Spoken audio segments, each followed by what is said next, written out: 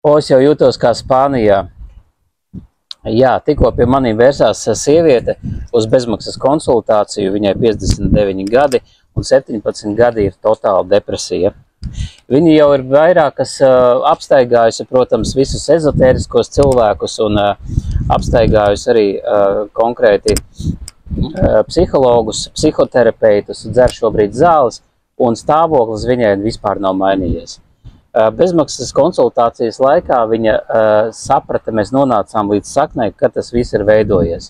Un tas konkrēti bija veidojies viņas bērnībā, konkrēti 4 gados, tad, kad viņa zemapziņa, tas, ko zemapziņa parādīja, tad, kad viņa jūt caur tēvu nevēlēšanos dzīvot, viņa jūt alkohola smaku, un tas bija tas svarīgais mirklis, kad viņā izmainījās šīs programmas. Tātad viņas programma dzīvot, priecāties, baudīt, tika samainīta par programmu, kad slinkums, nevēlēšanās, nepriecāšanās, nebaudīšana, no sērijas viss ir slikti.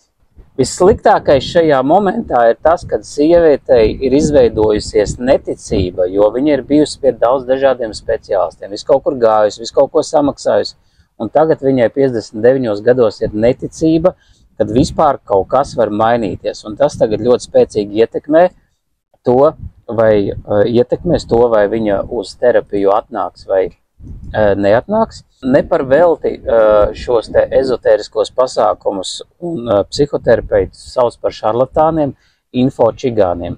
Tie ir cilvēki, vienvārds sakot, tie ir cilvēki, kuri nedod cilvēkiem rezultātu.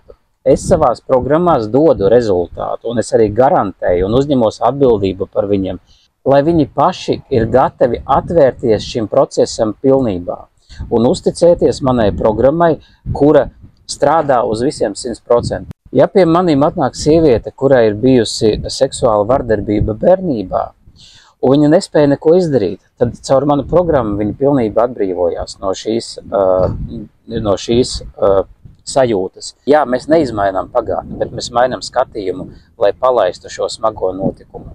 Tā rezultātā šis notikums ietekmē šodienu šeit un tagad. Ejiet pie tiem cilvēkiem pirmām kārtām, kuri dod jums garantētu rezultātu, kuri dod jums atsauksmes reāli, var parādīt, lūk, reku cilvēkam palīdzēja, reku vēl vienam cilvēkam, reku vēl vienam cilvēkam, reku vēl vienam cilvēkam. Un tikai tad ejiet pie šiem cilvēkiem. Baudiet vasaru!